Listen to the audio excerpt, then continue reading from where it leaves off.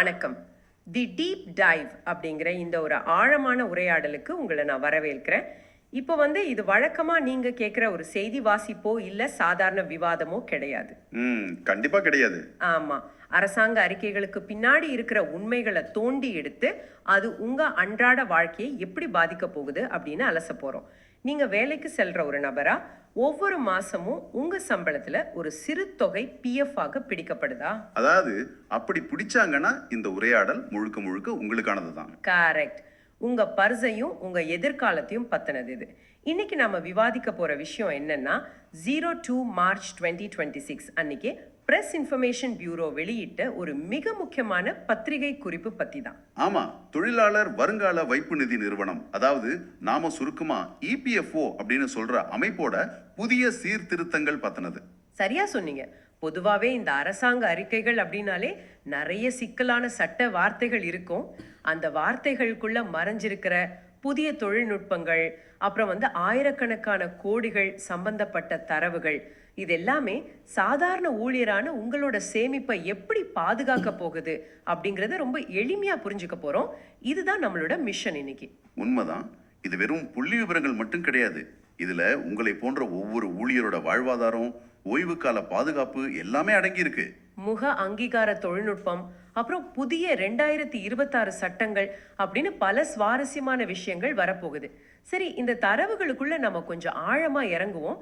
இந்த வருஷத்தோட அறிக்கையை நான் பார்த்தப்போ ஆரம்பத்திலே என்ன ரொம்ப ஆச்சரியப்படுத்தின ஒரு விஷயம் இருந்துச்சு. என்ன விஷயத்த சொல்றீங்க? அதாவது பல வருஷங்களா நிலுவையில இருக்கிற 100க்கும் மேற்பட்ட வழக்குகள் தீர்க்கப்பட உள்ளதா அதுல போட்டிருந்தாங்க. இப்போ பொதுவாவே அரசாங்கத்துக்கும் நிறுவனங்களுக்கும் இடையிலான வழக்குகள் அப்படின்னாலே பல வருஷமா நீதிமன்றங்கள்ல இழுத்தடிக்கும் இல்லையா? ஆமா, அது ஒரு பெரிய தலைவலிதான். அப்படி இழுத்தடிச்சா அது நேரடியாக தொழிலாளர்களோட பணத்தை தான் முடக்கி வைக்கும்.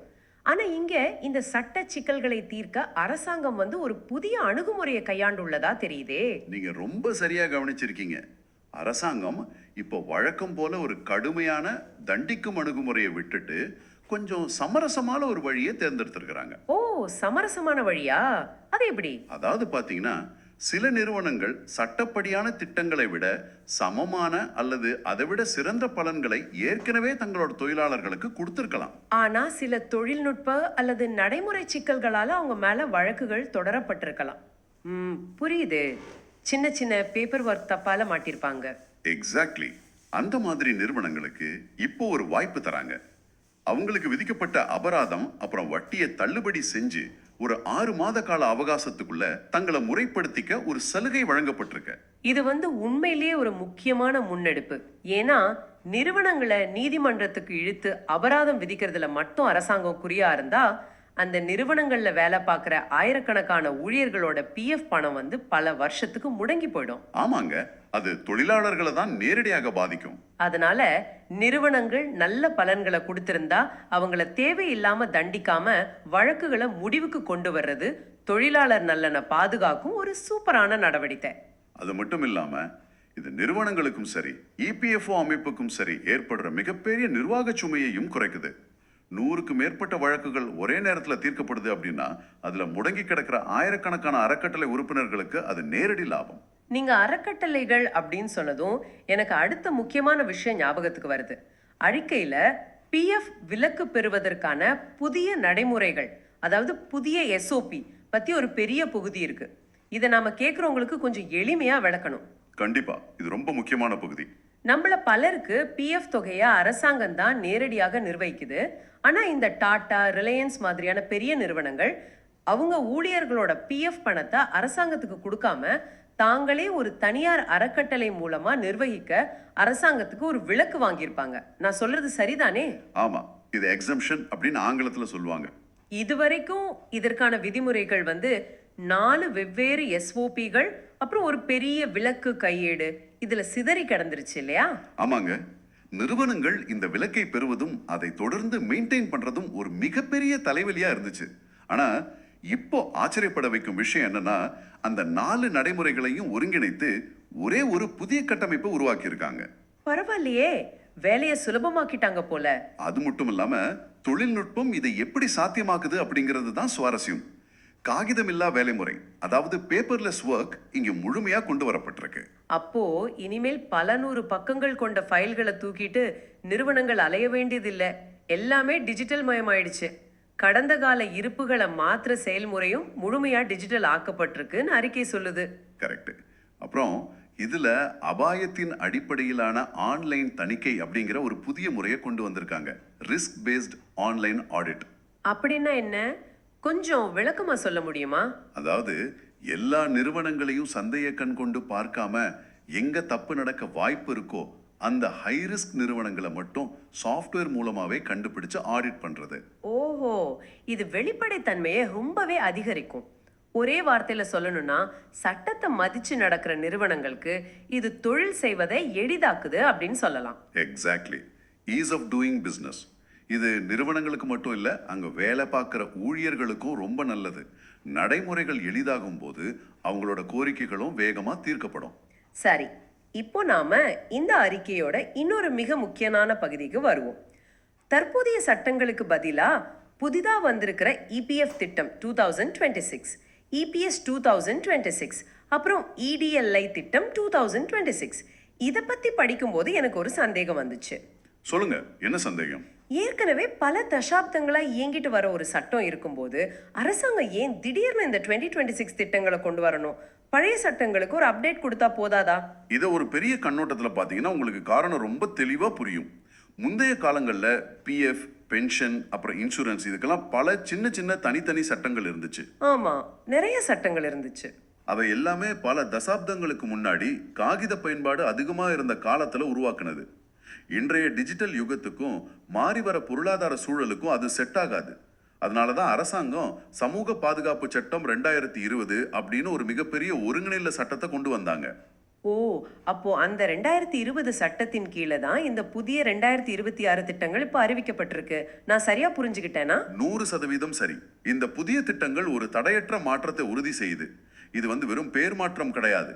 நிர்வாகத்தை எளிமையாக்கி எந்த ஒரு சட்டச்சிக்கலும் இல்லாம உங்களுக்கு கிடைக்க வேண்டிய சலுகைகளை விரைவாகவும் சரியாகவும் கிடைக்க செய்யும் ஒரு சட்டப்பூர்வமாக வலுவான அடித்தளம். சட்டப்பூர்வமாக வலுவான அடித்தளம் ரொம்ப ஆழமான வார்த்தை. அதாவது நம்ம வருங்கால வைப்பு நிதிக்கான அடித்தளத்தை இன்றைய காலத்துக்கு ஏத்த மாதிரி பலப்படுத்தி இருக்காங்க. இது நிஜமாவே வரவேற்கத்தக்கதுதான். கண்டிப்பா. இதன் மூலமா எதிர்காலத்துல இன்னும் பல புதிய தொழில்நுட்பங்களை ரொம்ப எளிதா உள்ள கொண்டு வர முடியும். சரி, சட்டங்களை பத்தி நம்ம நிறைய பேசிட்டோம். இப்ப நம்ம சில எண்களை பத்தி பேசணும். 2024-25 நிதியாண்டோட செயல்பாட்டு அறிக்கை சில பிரம்மாண்டமான எண்களை நம்ம முன்னாடி வைக்குது. இதை நம்ம சாதாரணமா கடந்து போயிட முடியாது. ஆமா, அந்த எண்கள் ரொம்பவே முக்கியம். நீங்க கொஞ்சம் கற்பனை செஞ்சு பாருங்க. இந்த ஒரு வருஷத்துல மட்டும் இபிஎஃப்ஓ பெற்ற மொத்த பங்களிப்பு எவ்வளவு தெரியுமா? 3,35,000 கோடிகளுக்கு மேல். அதாவது சரியா சொல்லணும்னா 3,35,628.81 கோடி. ஆமா, அது ஒரு மிகப்பெரிய தொகை. இதை நம்ம புரிஞ்சுக்கணும் அப்படின்னா இது நம்ம ஊர்ல பல மாநிலங்களோட ஒட்டுமொத்த ஆண்டு பட்ஜெட்டை விட அதிகம். மேலும் புதிதாக 2,86,894 நிறுவனங்கள் சேர்க்கப்பட்டிருக்கு. அப்புறம் 1,22,89,244 புதிய உறுப்பினர்கள் இணைஞ்சிருக்காங்க. அதாவது சுமார் 1.2 கோடி புதிய ஊழியர்கள் முறைப்படுத்தப்பட்ட பொருளாதாரத்துக்குள்ள வந்திருக்காங்க. கரெக்ட். உங்களோட சிறு சிறு சேமிப்புகள்லாம் ஒன்று சேர்ந்து நாட்டோட மிகப்பெரிய பொருளாதார பெருங்கடலா மாறி இருக்கு அப்படிங்கிறது தான் உண்மை. அந்த எண்கள் உண்மையிலே பிரமிக்க வைக்குது. ஆனா இங்க நாம கவனிக்க வேண்டிய இன்னொரு கோணமும் இருக்கு. என்னது? இபிஎஃப்ஓ வெறும் பணத்தை மட்டும் வசூலிச்சு சேமிச்சு வைக்கிற ஒரு பேங்க் கிடையாது. அவங்க மக்களுக்கு வழங்குற சேவைகளோட அளவும் மிகப்பெரியது. தரவுகளை பார்த்தீங்கன்னா கடந்த நிதியாண்டுல 81,48,490 ஓய்வூதியதாரர்களுக்கு அவங்க சேவை அளிச்சிருக்காங்க. 81 லட்சத்துக்கும் மேலான முதியார்களா? ஒரு சின்ன நாட்டோட ஒட்டுமொத்த மக்கள் தொகையை விட பெரியது இது. ஆமாங்க. அது மட்டும் இல்லாம இந்த வருஷம் முழுக்க மொத்தம் 6,51,59,608 கோரிக்கைகள் தீர்க்கப்பட்டிருக்கு. இதுல கிட்டத்தட்ட 70,000 இடிஎல்ஐ, அதாவது காப்பீட்டு உரிமை கோரல்களும் அடங்கும். 6 கோடி கோரிக்கைகளை ஒரு வருஷத்துல தீர்த்து வைக்கிறது அப்படிங்கிறது அவங்களோட தொழில்நுட்ப கட்டமைப்பு எந்த அளவுக்கு வலுவாக இருக்கு அப்படிங்கறத காட்டுது. எக்ஸாக்ட்லி. வாடிக்கையாளர் சேவையிலையும் அவங்க பெரிய கவனம் செலுத்தியிருக்காங்க. 17 லட்சத்துக்கும் மேலான குறைகள் தீர்க்கப்பட்டிருக்கு. அப்புறம் 39 லட்சத்துக்கும் மேலான தொலைபேசி அழைப்புகளுக்கு அவங்க பதில் சொல்லியிருக்காங்க. இந்த எண்கள் எல்லாம் பார்க்கும்போது அந்த அமைப்போட சுமை என்னன்னு நமக்கு நல்லாவே புரியுது. இதுக்கெல்லாம் மேல ஒரு சாதாரண ஊழியரா எனக்கு ரொம்ப ரொம்ப மகிழ்ச்சி அளிச்ச ஒரு நம்பர் இருக்கு. அது வட்டி விகிதம் தானே? ஆமா, அதுதான் 2024-25 நிதியாண்டுக்கான பிஎஃப் வைப்பு நிதிக்கான வட்டி விகிதம் 8.25% அறிவிக்கப்பட்டிருக்கு. இன்றைய பொருளாதார சூழ்நிலையில இதை நாம எப்படி பார்க்கணும்? இது ஒரு அருமையான கேள்வி. இப்போ நீங்க பேங்க்ல பிக்ஸட் டெபாசிட் போட்டா கூட அதிகபட்சம் 7% தான் வட்டி கிடைக்கும். ஆமா, அதுவும் அந்த வட்டிக்கு நாம இன்கம் டாக்ஸ் வேற கட்டணும். கரெக்ட். ஆனா எந்த விதமான பங்கு சந்தை ஏற்ற இறக்க அபாயமும் இல்லாம வரி சலுகைகளோட ஒரு நிலையான உத்தரவாதமான 8.25% கூட்டு வட்டி அப்படிங்கிறது உங்களை போன்ற சேமிப்பாளர்களுக்கு எவ்வளவு பெரிய லாபம்னு நீங்க கணக்கு போட்டு பார்க்கணும். உண்மைதான். நீண்ட கால அடிப்படையில இந்த 8.25% கூட்டு வட்டி ஒரு ஊழியரோட ரிட்டையர்மெண்ட் காலத்துல பல கோடிகளா வளரக்கூடிய ஒரு விஷயம். கண்டிப்பா. சரி, இதுவரை நம்ம பார்த்தது ஒரு பெரிய அரசாங்க நிறுவனத்தோட மேலோட்டமான செயல்பாடுகள், அப்புறம் சட்ட மாற்றங்கள். ஆனா இங்கதான் விஷயமே ரொம்ப சுவாரஸ்யமாகுது. ஆமா, அந்த நேரடி தாக்கங்கள் பத்தி பேச போறோம். கரெக்ட். இந்த சீர்திருத்தங்கள் உங்களை, அதாவது இந்த நிகழ்ச்சியை கேட்டுட்டு இருக்கிற ஒரு சாதாரண பிஎஃப் உறுப்பினரை நேரடியாக அன்றாட வாழ்வில் எப்படி பாதிக்க போகுது அப்படிங்கிறதுக்கான சில முக்கியமான அறிவிப்புகள் இருக்கு. அதை ஒன்னொன்னா பார்ப்போம். முதலாவதா பாத்தீங்கன்னா, இந்தியா முழுவதும் மையப்படுத்தப்பட்ட ஓய்வூதிய பட்டுவாடா முறை, அதாவது சிபிபிஎஸ் அறிமுகப்படுத்தப்பட்டிருக்கு. சிபிபிஎஸ் இது ஓய்வூதியம் வாங்குறவங்களுக்கு ஒரு பெரிய நிம்மதியை கொடுக்கும் இல்லையா? ரொம்ப பெரிய நிம்மதி. முன்பு ஒரு பேங்க்குகளை அல்லது ஒரு குறிப்பிட்ட ஊர்ல பென்ஷன் வாங்கிட்டு இருந்தவங்க வேற ஊருக்கோ அல்லது வேற மாநிலத்துக்கோ குடிபெயர்ந்தா பென்ஷன் கணக்கை மாத்துறது ஒரு பெரிய போராட்டமா இருக்கும்.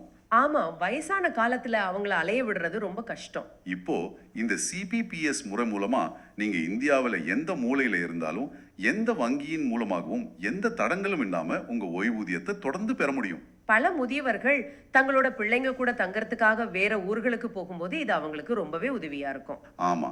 அடுத்து இரண்டாவதா மிகவும் பேசப்படுற முக அங்கீகார தொழில்நுட்பம், ஃபேஷியல் ஆத்தென்டிகேஷன் டெக்னாலஜி. நான் இதை பத்தி படிச்சிட்டு இருக்கும்போது இது எவ்வளோ பெரிய தீர்வுன்னு எனக்கு புரிஞ்சுது. பொதுவா முதியவர்கள் டிஜிட்டல் வாழ்நாள் சான்றிதழ்ல சமர்ப்பிக்க கைரேகையை பதிவு செய்யணும். ஆனா வயசான காரணத்தினால பலருக்கு கைரேகைகள் தேய்ந்து போய் சரியா பதிவாகாது. ஆமா, அது பல பேருக்கு இருக்கிற ஒரு நடைமுறை சிக்கல். இதனால அவங்க ஒவ்வொரு வருஷமும் நேர்ல போய் அலைக்கழிக்கப்படுற நிலைமை இருந்துச்சு. நீங்க சரியா சொன்னீங்க. இந்த முக அங்கீகார தொழில்நுட்பம் அந்த பிரச்சனைக்கு ஒரு முற்றுப்புள்ளி வச்சிருக்கு. இப்போ முதியவர்கள் வீட்டில இருந்தபடியே தங்களோட ஸ்மார்ட் போன் கேமராவில் முகத்தை காட்டினாலே போதும், வாழ்நாள் சான்றிதழை சமர்ப்பிச்சிடலாம். வாவ்! இது கிராமப்புறங்கள்ல இருக்கிற முதியவர்களுக்கும் உடல்நல குறைவால அலைய முடியாதவங்களுக்கும் எவ்வளோ பெரிய நிம்மதி அப்படின்னு சொல்ல வார்த்தைகளே இல்லை. இது தொழில்நுட்பத்தோட மிக சிறந்த பயன்பாடு. அடுத்து மூன்றாவதா இபிஎஸ் 1995 விதியில செய்யப்பட்டிருக்கிற ஒரு திருத்தம். இது தற்போதைய இளம் தலைமுறையினருக்கு, குறிப்பா ஒப்பந்த தொழிலாளர்கள் அல்லது அடிக்கடி வேலை மாறுபடுவர்களுக்கு ஒரு ரொம்ப முக்கியமான செய்தி. இதுக்கு முன்னாடி பென்ஷன் திட்டத்துல சேர்ந்து சில மாசத்திலே வேலையை விட்டுட்டா அந்த பணத்தை திரும்ப பெறுறதுல கடுமையான கட்டுப்பாடுகள் இருந்துச்சு இல்லையா? ஆமாங்க, நிறைய பேருக்கு அந்த பணம் கிடைக்காமலேயே போயிருக்கு. ஆனா இப்போ நீங்க வெறும் ஒரு மாதம் மட்டுமே பங்களிப்பு செஞ்சிருந்தா கூட நீங்க திரும்ப பெறும் சலுகைகளை பெற முடியும் அப்படின்னு விதிமுறை தளர்த்தப்பட்டிருக்கு. சூப்பர்! வேலை வாய்ப்பு சந்தை மாறிக்கிட்டு வர்ற இந்த சூழல்ல கிக் ஒர்க்கர்ஸ்க்கு இது ஒரு மிக அவசியமான மாற்றம். நீங்க ஒரு மாசம் வேலை செஞ்சு பிஎஃப் புடிச்சிருந்தாலும் உங்க உழைப்போட பணம் வீணாகாம உங்களுக்கே வந்து சேரும் அப்படிங்கறத இது உறுதி செய்து. கரெக்ட். அடுத்ததா நாலாவது பாயிண்ட், காப்பீட்டு தொகையில செய்யப்பட்டுள்ள மிகப்பெரிய உயர்வு. இடிஎல்ஐ திட்டம் பத்தி பல ஊழியர்களுக்கு தெரியறதே இல்லை. ஆமா, எனக்கே ரீசெண்டா தான் தெரியும். தொடர்ந்து 12 மாசங்கள் வேலையில் இருக்கிற ஒரு உறுப்பினருக்கு எதிர்பாராத விதமா இறப்பு நேர்ந்தா அவரோட குடும்பத்துக்கு இந்த திட்டம் மூலமா ஒரு காப்பீட்டு தொகை வழங்கப்படும். இந்த அறிக்கை அந்த தொகையை கணிசமாக உயர்த்திருக்கு இல்லையா? முன்பு அதிகபட்சமா 2.5 லட்சமா இருந்த காப்பீட்டு தொகை இப்போ ஒரே அடியா 7 லட்சமா உயர்த்தப்பட்டிருக்கு. ஆமாங்க, 7 லட்சம் அப்படிங்கிறது ஒரு பெரிய அமௌண்ட். ஒரு நடுத்தர வர்க்க குடும்பத்தோட எதிர்பாராத இழப்பின் போது எந்த விதமான பிரீமியமும் தனியா கட்டாம பிஎஃப் கணக்கின் மூலமாகவே 7 லட்சம் நிதி பாதுகாப்பு கிடைப்பது அப்படிங்கிறது ஒரு மிகப்பெரிய அரண் தான். நிதர்சனமான உண்மை. இப்போ ஊழியர்களுக்கான சலுகைகள் ஒரு புறம் இருக்க, ஐந்தாவதா, நிறுவனங்களுக்கும் ஒரு சிறு நிம்மதி அளிக்கும் வகையில அபராத வட்டி விகிதத்துல ஒரு மாற்றம் செய்யப்பட்டிருக்கு. ஓ, என்ன மாற்றம் அது? நிறுவனங்கள் PF தொகையை அரசாங்கத்துக்கு செலுத்துறதுல ஏதேனும் தாமதம் ஏற்பட்டால் முன்பு கடுமையான அதிகபட்ச அபராதம் கட்ட வேண்டியிருந்துச்சு. இப்போ 14 ஜூன் 2024 முதல் அந்த தாமத கட்டண அபராதம் மாதம் 1% சீரமைக்கப்பட்டிருக்கு. இது சிறு குறு நிறுவனங்கள், அதாவது MSMEக்கள் எதிர்பாராத நிதி நெருக்கடியில சிக்கும் போது பெரிய அபராதங்கள்ல சிக்கி மூழ்கிடாம அவங்கள பாதுகாக்கும். நல்ல விஷயம். இந்த எல்லா மாற்றங்களையும் ஒருங்கிணைத்து பார்க்கும்போது தான் 6வது பாயிண்ட் உங்களுக்கு புரியும். EPFO அமைப்புக்கு சர்வதேச அளவுல ஏன் அங்கீகாரம் கிடைச்சது அப்படிங்கிறது. ஆமா, ஆசியா மற்றும் பசிபிக் பிராந்தியத்துக்கான 7 ISA நற்பயிற்சி விருதுகள் EPFOவுக்கு கிடைச்சிருக்கு அப்படின்னு அறிக்கை பெருமையா குறிப்பிடுது. இது அவங்களோட மேம்பட்ட சேவைகளுக்கும் தொழில்நுட்ப பயன்பாட்டுக்கும் கிடைச்ச ஒரு தகுதியான அங்கீகாரம் தான். கண்டிப்பா. இந்த விருதுகள் வெறும் சான்றிதழ்கள் கிடையாது. ஒரு பழமையான அரசாங்க அமைப்பு நவீன காலத்தோட தேவைகளுக்கு ஏற்ப தன்னை எப்படி வெற்றிகரமா மாத்திக்கிட்டு இருக்கு அப்படிங்கிறதுக்கான ஒரு உலகளாவிய சான்று இது. இன்னைக்கு நாம பார்த்தது வெறும் பேப்பர்ல இருக்கிற எண்களும் சட்டங்களும் கிடையாது. அரசாங்கம் எப்படி அதிநவீன தொழில்நுட்பங்களையும் எளிமையான நடைமுறைகளையும் பயன்படுத்தி உங்களோட பல வருட எதிர்கால சேமிப்பை வெளிப்படையானதாகவும் பாதுகாப்பானதாகவும் தேவைப்படும் நேரத்துல எளிதில அணுகக்கூடியதாகவும் மாத்துது அப்படிங்கிறத பத்தி தான். கரெக்ட். இந்தியா முழுவதுக்கும் மையப்படுத்தப்பட்ட ஓய்வூதியம், உங்க ஸ்மார்ட் போன் மூலமாகவே முக அங்கீகாரம், 7 லட்சம் வரையிலான இலவச காப்பீடு என எல்லாமே உங்களை, அதாவது சேமிப்பாளரை மையப்படுத்திய சீர்திருத்தங்கள் தான். இந்த மாற்றங்கள் எல்லாமே உங்களோட ஓய்வூதியத்தையும் உங்க சேமிப்பையும் நீங்க எவ்வளவு எளிதா நிர்வகிக்க போறீங்க அப்படிங்கறத தீர்மானிக்குது. உண்மைதான். உங்களோட பணம் அரசாங்கத்துக்கிட்ட பாதுகாப்பா இருக்கு அப்படிங்கறத தாண்டி அது 8.25% வட்டியில வளருது. தேவைப்படும் போது உங்க கைகளுக்கு மிக எளிதா சேரும் அப்படிங்கிற வலுவான நம்பிக்கைய இந்த 2026 புதிய மாற்றங்கள் விதைக்குது. நாம இந்த உரையாடலை முடிப்பதற்கு முன்னாடி உங்களை சிந்திக்க வைக்கும் ஒரு ஆழமான கேள்வியை நான் முன்வைக்க விரும்புறேன். சொல்லுங்க. இன்னைக்கு நாம பார்த்தது போல முக அங்கீகார தொழில்நுட்பம், டிஜிட்டல் பரிவர்த்தனைகள், அப்புறம் எளிமையான விதிகள் மூலமா நமது பல வருட கால ஓய்வூதிய சேமிப்பை இப்போ நம்ம ஸ்மார்ட் போனை அன்லாக் செய்யறது போல மிக எளிதா எடுத்துவிட முடியும். ஆமா, ரொம்ப ஈஸி ஆயிடுச்சு. இந்த அதீத எளிமை அமைப்பின் மீதான நமது நம்பிக்கையை அதிகரித்து பணம் எங்கும் போகாது, நம்ம கையில தான் இருக்கு அப்படிங்கிற தைரியத்துல நம்ம இன்னும் அதிகமா சேமிக்க தூண்டுமா, அல்லது பணத்தை எந்த சிரமமும் இன்றி மிக எளிதா எடுக்க முடியுதே அப்படிங்கிற காரணத்தினால ஒரு தற்காலிகமான சிறு தேவைக்காக கூட நமது நீண்டகால பாதுகாப்பிற்கான சேமிப்பை முன்கூட்டியே செலவழிச்சிடும் ஆபத்தை உருவாக்குமா? தொழில்நுட்பம் நமக்கு வசதியை கொடுத்திருக்கு, ஆனா அதை பொறுப்போடு கையாளுவது நமது கைகள்ல தான் உள்ளது. நீங்களே கொஞ்சம் சிந்தித்து பாருங்கள். அல்லது நமது சேமிப்பு பழக்கத்துக்கான சோதனையா அப்படிங்கிறத ஒவ்வொருத்தரோட முடிவுகள் தான் தீர்மானிக்கும். இந்த ஆழமான உரையாடல்ல இவ்வளவு நேரம் எங்களுடன் இணைந்து உங்களின் எதிர்கால பொருளாதார பாதுகாப்பு குறித்த விழிப்புணர்வை பெற்றதற்கு மிக்க நன்றி. மீண்டும் ஒரு சுவாரஸ்யமான தலைப்பில் தரவுகளின் ஆழங்களுக்கு சென்று உங்களை சந்திக்கிறோம். அதுவரை உங்களின் சேமிப்பு பாதுகாப்பாக வளரட்டும். நன்றி.